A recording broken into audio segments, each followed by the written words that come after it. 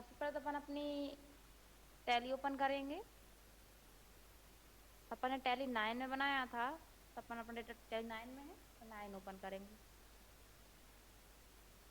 इस टाइप से आएगा तो आप एस्केप के द्वारा बैग जाएंगे। यहाँ पे कोई सी कंपनी शो करा रही है किसी और की, तो अपन ने अपनी जो हॉस्पिटल के नाम से अपन ने कंपनी स्टार्ट की थी वो ओपन करना है। तो अल्टर ऐप बन से क्लोज करेंगे और सेलेक्ट कंपनी के लिए एस प्रेस करेंगे। तो अपनी यहाँ पे थी, ये थी एंटर। यहाँ पे वो यूजर पूछेगा तो आप यहाँ पे यूजर दे देंगे, एंटर करें। यहाँ पे वो पासवर्ड पूछेगा तो पासवर्ड देके एंटर कर देंगे, तो आप यहाँ पे ओपन हो जाएगा। ठीक है। अब जैसे कि आपके पास और भी कोई बहुत सारे मरीज आ रहे हैं, आप उनका पहले लेजर बनाएंगे। ठीक है। तो ए एल सी से लेजर बनता है, तो अपन यहाँ पे ले लेते हैं सोहंस अकाउंट एंड अंडर में। ये कहाँ जाएगा? डायरेक्ट इनकम में, क्योंकि हॉस्पिटल में इनकम मरीज के द्वारा ही होती है तो वो डायरेक्ट रहती है, तो डायरेक्ट इनकम में जाएगा। अब आप यहाँ पे बैक जाएंगे और क्या करेंगे? वाउचर एंट्री से भी प्रेस करेंगे। जब भी आपके पास कोई पेशेंट आता है उसकी एंट्री होती है रिसीव वाउचर में। बाय में क्या आएगा? पर्सन का नाम। जैसे कि पहले अपन ने एक मोहन के नाम को बनाया है, तो अपन पहले इसकी कर लेते हैं क्योंकि ये थोड़ा कम बीमार है, तो ये ओनली थोड़ा इलाज करवाएगा, एडमिट नहीं होगा। अपन ने जैसे कि अब आप इसकी परामर्श फीस कितनी थी, परामर्श शुल्क रहती है ना, वो कितनी है इसकी, तो आप हम उसका चार्ज डाल देंगे जितना भी रहेगा, जैसे कि 500-600 डाल देते हैं। एंटर। बाय में कैश, क्योंकि उसने नगद दिए है। फिर यहाँ पे क्या आ जाएगा? आपका टोकन नंबर। अरे टोकन नंबर, ठीक है। कितना है? मान के चलिए है 5। ठीक है। इसको क्या था? कुछ नहीं था, थोड़ा सा फीवर था, तो आप फीवर भी डाल सकते हैं, हिंदी में उसे बुखार बोलते हैं तो बुखार भी डाल सकते हैं। ठीक है। लेकिन आपको पता है कि जो डॉक्टर रहते हैं वो कितने ना ज्यादा इंग्लिश टू इंग्लिश बोलते हैं, अपन ने पढ़ ही नहीं पढ़ पाता कभी कभी, तो मतलब समझ ही नहीं आ पाता था ये। तो यहाँ पे आप डाल देंगे जो भी आपकी बीमारियां रहेंगी, एंटर करके इसको सेव कर देंगे। ठीक है। अब नेक्स्ट एक और पर्सन आ रहा है, उसका नाम है सोहन। एंटर। वो अभी तो पहले रिपोर्ट वगैरह लेके आएगा, कुछ चेकअप करवाएगा, तो उसकी फीस है ये तो परामर्श शुल्क, तो अपन यहाँ पे 500 डाल देते हैं। बाय में कैश। इसका भी अपन यहाँ पे टोकन नंबर लिख देंगे, इसका टोकन नंबर है 10। और जो बीमारियां हैं आप यहाँ पे वो लिखते चलना। ठीक है। अपन नहीं लिख रहा है लेकिन, एंटर करके इसको सेव कर देंगे। ठीक है। अब ये जो पर्सन है ये, इसको बहुत ज्यादा तबीयत खराब है ये, तो वो क्या हो रहा है? एडमिट का बोल दिया डॉक्टर ने, तो अब इसे एडमिट करेंगे, वो और फीस देगा। तो आप जानते हैं कि एडमिट जब करते हैं तो बेड का चार्ज बहुत ज्यादा रहता है। तो क्या करेगा? उसकी फीस देगा अपन को। तो 2 में उस पर्सन का नाम आ जाएगा। अब वो कितने रुपए दे रहा है आपको? मान के चलिए एक दिन के आपको 24,000 रुपए हैं, तो दे दिया उसने। हाँ सॉरी, 2400। बेड का चार्ज 2400 है। एंड करेंगे। फिर यहाँ पे क्या लिख देंगे आप? रूम नंबर कौन से में है वो? अरे इतने ज्यादा नहीं जा रहे हैं अपन, 965 कर दिया। ठीक है। बेड नंबर कौन सा है उनका, तो बेड नंबर भी डाल देंगे, बेड नंबर है उनका 5। एंटर कर देंगे। ठीक है। और उसको सेव कर देंगे। तो इस टाइप से आपके पास आएंगे पेशेंट आएंगे और उनकी आप एंट्री कर लेंगे। ठीक है। अब जैसे कि क्या होता है कि आपके हॉस्पिटल जब होता है आपका, तो उसमें बेड भी होते हैं, एसी भी होते हैं, और जरूरी सामान भी होता है, फर्नीचर वगैरह। आप देखते हैं रिसेप्शन जो रहता है, काउंटर जो रहता है उनका, तो वो भी होता है, तो आप वो भी परचेज करेंगे, मतलब खरीदेंगे। तो आपकी जितनी भी संपत्तियां रहेंगी अब उनकी एंट्री करेंगे आप। ठीक है। तो संपत्ति की एंट्री किस वाउचर में करते हैं? पेमेंट में। पर कब करती हैं? जब नगद वाली संपत्ति आपने खरीदी हो। तो पहले तो आप यहाँ पे संपत्ति के नाम का लेजर बनाएंगे, तो लेजर किससे बनाते हैं? एएलसी से। तो फिर क्या करेंगे? एएलसी। अपन यहाँ पे एसी खरीद लेते हैं। ठीक है। एसी लिखा। ठीक है। एंड आप एलआई में उसका कंपनी नेम, मॉडल नंबर जो भी वो डाल सकते हैं। ठीक है। अपन एलजी की डाल देते हैं और उसका मॉडल नंबर अपन कुछ डाल देते हैं, ये डाल दिया, एंटर। एंटर किया। अब ये अंडर में कहाँ जाएगा, फिक्स असेट्स, एफ प्रेस करेंगे, फिक्स असेट सेलेक्ट करेंगे, एंटर करके इसको सेव कर देंगे। अब अपन बैक चलते हैं। आप सभी को पता है कि जब भी अपन नगद संपत्ति खरीदते हैं तो एंट्री किस वाउचर में होती है, पेमेंट वाउचर में। टू में क्या आएगा, बाय में क्या आएगा, हाँ, टू में कैश, बाय में संपत्ति का नाम, क्योंकि आपको पता है आपके बिजनेस में जो भी आता है आपके व्यापार में उसे बाय करते हैं, जो जाता है उसे टू करती हैं। अब आपके पास क्या आ रही है, एसी आ रही है, तो आप उसे बाय कर देंगे, और आपके पास से रुपए आ रहा है क्योंकि आप नगद खरीद रहे हैं, तो टू में क्या आ जाएगा, कैश आ जाएगा। एंट्री किस वाउचर में होगी, पेमेंट। तो अपन यहाँ से वाउचर एंट्री करने के लिए भी प्रेस करेंगे। अभी आप यहाँ पे देख रहे हैं रिसिप्ट वाउचर सेलेक्ट है, आप यहाँ से कौन सा वाउचर सेलेक्ट करेंगे, पेमेंट। तो बाय में क्या आएगा, एसी, मतलब संपत्ति का नाम, एंटर। कितने रुपए की संपत्ति है, मान के चलिए 30,000 रुपए की आपने एसी खरीदी है, ठीक है। बाय में क्या जाएगा, सॉरी टू में क्या जाएगा, कैश। अब आपके पास देखिए इतने रुपए है नहीं, 21,000, तो आप लॉस में चलो, नेगेटिव बता रहा है, नेगेटिव कैश कितना बता रहा है, 21,000, एंटर करेंगे। तो यहाँ पे अपन क्या करेंगे, नरेशन लिखेंगे, बीइंग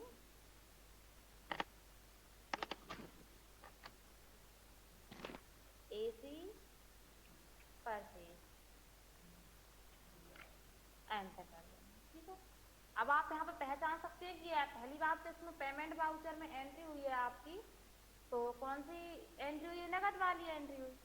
और आप यहाँ पे देख भी सकते हैं टू में कैसा, मतलब नगद आपने एसी खरीदी है, नगद रुपए देकर, और इसका अंडर पे सेव कर देंगे तो आ जाएगा आप सभी को, ठीक है।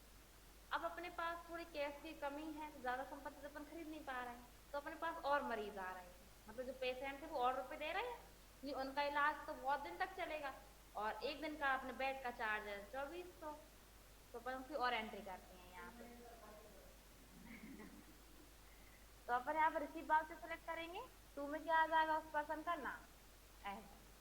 अब जैसे कि अपन ने उनसे बोल दिया कि अभी आपको 8 दिन और लगेंगे, तो उसने सोचा कि 8 दिन तो अब लग ही रहे हैं, तो 8 दिन के रुपए जमा कर दो एक साथ। तो एक दिन का कितना है, 2400 है, तो 8 दिन का कितना होगा, तो इंटू कर देंगे आप। तो यहाँ पे आपका कैलकुलेटर है, तो कितना, 2400 इंटू 8, कितना आ रहा है, 19,200। तो अपन यहाँ पे 19,200 लिख देंगे। उन्होंने पूरी मतलब यहाँ पे 8 दिन का पे कर दिया है आपको,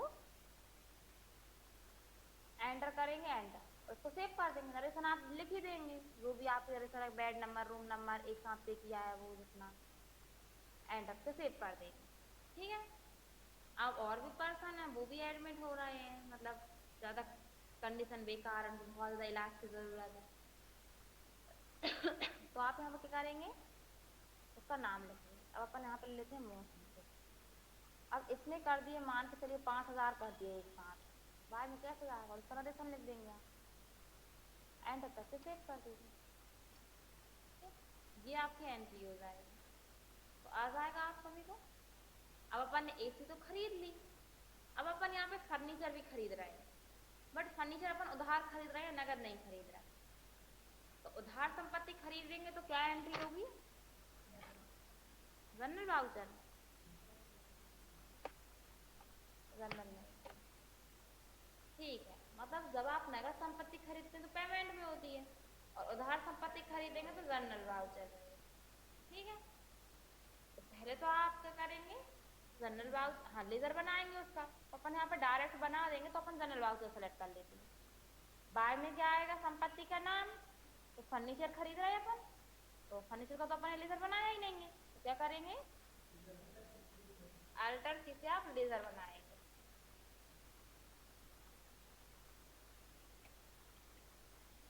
ठीक है। इसके बाद एंटर करेंगे, एंटर।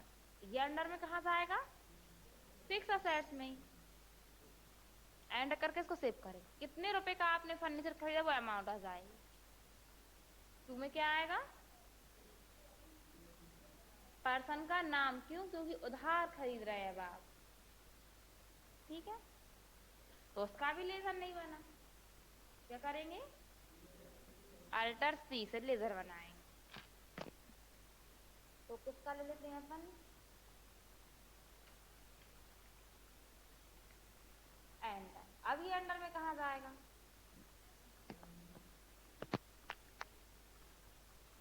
कहा जाएगा, सेंड क्रेडिटर्स। एंटर करके आप सेव कर देंगे। अभी आ रही यहाँ पे आपकी मेलिंग डिटेल, इस पर्सन की पूरी इंफॉर्मेशन फिल कर देंगे आप, विदिशा। और यहाँ पे विदिशा में कहाँ आया तो आप यहाँ पर लिखना चाहते हैं दुर्गा नगर या फिर जिस भी कॉलोनी।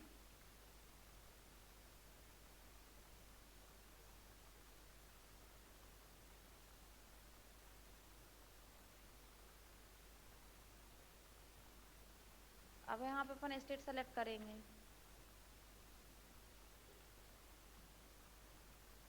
पिन कोड, फिर यहाँ पे ये टैक्स जो पैन नंबर रहेगा उनका, सेल टैक्स नंबर, वो आप उनसे पूछ के डाल देंगे और एंटर करके इसको क्या कर देंगे आप, एक्सेप्ट कर देंगे। आ गया। यहाँ से आप न्यू रीफ सेलेक्ट करेंगे और यहाँ पे आप नरेशन लिखेंगे। क्या नरेशन लिखेंगे, फर्नीचर, हम शॉर्ट में लिख दें फर्नीचर परचेज, ठीक है।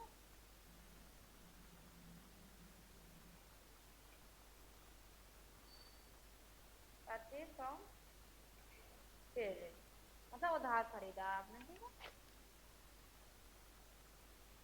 एंटर करके इसको सेव कर देंगे तो आ जाएगा आपको संपत्ति खरीदना, ठीक है। अब अपन बेड और खरीद लेते हैं, क्योंकि जब तक हॉस्पिटल में बेड नहीं होंगे तब तक अपन कैसे पेशेंट को भर्ती करेंगे। तो नगद खरीदें या उधार,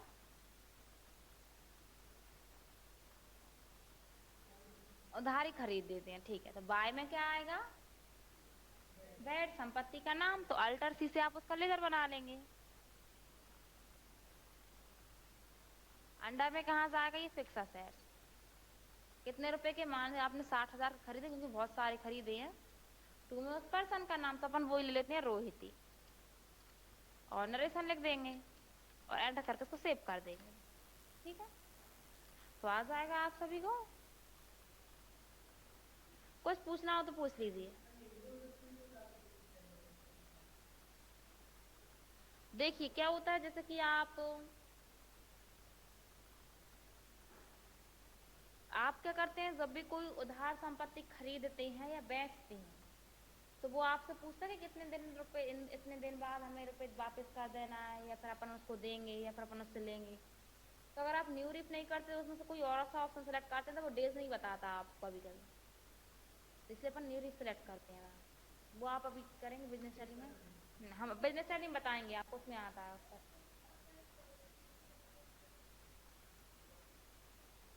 संपत्ति फिक्स असेट्स होती है, और जब भी अपन किसी पर्सन से उधार माल खरीदते हैं तो वो सेंड क्रेडिटर के अंदर भेजते हैं अपन उसे, ठीक है। अब यहाँ पर आपको आ जाएगा। अब आपके क्या होता है, जैसे कि फर्नीचर बेचना हो आपको या फिर कुछ और बेचना हो, जो संपत्ति आपने खरीदी है उसको आप बेचेंगे भी, तो आप क्या करते हैं, नगद संपत्ति खरीदते हैं तो उसकी एंट्री कहाँ करती है, पेमेंट में, और नगद संपत्ति बेचेंगे तो उसकी एंट्री क्या होगी, रिसीव वाउचर में, ठीक है। क्योंकि जब आपके पास कैश आएगा रिसीव होगा, और अगर उधार रहेगी तो वो जनरल वाउचर में ही रहेगी, ठीक है। तो पहले अपन क्या करते हैं, नगद संपत्ति बेच देते हैं, और आपको पता है संपत्ति जब भी अपन बेचते हैं तो उसकी लागत मूल्य जो रहता है उससे कमी आती है लागत मूल्य में। जो भी संपत्ति रहती है उसके निरंतर उपयोग से तो उसके लागत मूल्य में जो कमी आती है ना उसको बोलते हैं मूल्य ह्रास। हाँ, तो मूल्य ह्रास से पहले आपको कैलकुलेशन करना होता है, पहले जो अपन ने उसमें किया था स्कूल में। तो अभी हम डायरेक्ट आपको ओनली संपत्ति बेचना बता देते हैं, अपन कैलकुलेशन नेक्स्ट क्लास में कर लेंगे पूरा, ठीक है। तो क्या करेंगे, नगद संपत्ति बेच रहा है तो किस वाउचर में एंट्री होगी, तो 2 में क्या आएगा, संपत्ति का नाम, तो अपन यहाँ पे AC बेच देते हैं। एंड मान के चलिए अपन ने 30,000 की खरीदी थी और आप उसे यूज करेंगे तो वो कम में जाएगी, लेकिन अपन क्या करते हैं अभी पूरी की बेच देते हैं। क्यों? क्योंकि फिर हम आपको संपत्ति चेक करना बताएंगे कि किस टाइप से आप चेक करते हैं कि किस टाइप से आपके पास बिजनेस में संपत्ति है या नहीं है, जो भी आपका व्यापार है उसमें। तो अपन 30,000 की बेच देते हैं, लेकिन याद रखना आपकी 30,000 में नहीं जाएगी। आपको पता है आप उसका यूज कर लेंगे तो उसका लागत मूल्य जो उसमें कमी आ जाएगी, बट अभी अपन क्या करते हैं चेक करने के लिए इसको पूरा 30,000 में बेच देते हैं। अरे एंड बाय में क्या कर देंगे, कैश। नरेशन क्या आ जाएगा, बीइंग AC सोल्ड। ठीक है, अब आप क्या करेंगे यहाँ पे इसको सेव कर देंगे। एंड तो इस टाइप से आपने यहाँ पे क्या की थी, क्या खरीदा है आपने, AC खरीदी थी, फर्नीचर खरीदा था और बेड खरीदे थे, जिसमें आपने AC को बेच दिया। अब आपको देखना है कि आपके बिजनेस में कितनी संपत्ति है। तो संपत्ति चेक करने के लिए बैलेंस शीट देखेंगे। बैलेंस शीट के लिए B प्रेस करेंगे आप, तो आपके सामने इस टाइप से आ जाएगा। यहाँ पे ये डिटेल्स है, इस पे क्लिक करें तो आप देखेंगे आपके पास ये किसका, AC का बिल्कुल नहीं बता रहा है अमाउंट। क्यों? क्योंकि अपन ने खरीदी थी और साथ में बेच भी, तो अपने बिजनेस में ऐसी है ही नहीं है। लेकिन आप यहाँ पर देखेंगे बेड आपने कितने के खरीदे थे, 60,000 के, और फर्नीचर कितने का खरीदा था, 10,000। तो टोटल आपका फिक्स असेट्स कितना हुआ, अरे फिक्स असेट्स ओनली कितना हुआ, 70,000। तो आप यहाँ से भी देख सकते हैं कि AC आपके पास थी पर यहाँ पे अमाउंट नहीं है, मतलब आपके बिजनेस में नहीं है। या फिर ये फिक्स असेट्स लिखा है यहाँ पे, इस पे जाके आप क्या करेंगे, यहाँ पे कीबोर्ड से एंटर की प्रेस करेंगे तो आप यहाँ पे देखेंगे ओनली क्या बता रहा है आपके लिए, बेड और फर्नीचर, AC नहीं बता रहा। क्यों? क्योंकि वो आपने बेच दी, और जो चीज आपके व्यापार में नहीं है वो चीज नहीं बताएगा। यहाँ पे जो आपके व्यापार में संपत्ति है ही नहीं वो संपत्ति नहीं बताएगा। तो यहाँ पे आपको दोनों बता रहा, क्योंकि अपने पास अभी फिलहाल में 2 संपत्तियां हैं, तो चेक करना आ जाएगा। ठीक, इसमें कुछ और पूछना हो तो वो पूछ लीजिए आप। बाकी अपन मूल्य ह्रास का कैलकुलेशन कैसे करेंगे वो अपन नेक्स्ट क्लास में सीखेंगे। कुछ पूछना है क्या? मोबाइल नंबर से एंट्री निकालनी है आपको। देखिए जैसे अपन ने एक मोहन नाम के पर्सन ने मोबाइल नंबर दिया था, हम बोलते हैं कि आप LIS में कुछ दूसरा नाम है मोबाइल नंबर लिखा करें, जिससे कि आप आसानी से सर्च कर पाए। तो अपन क्या करेंगे, DAL प्रेस करेंगे।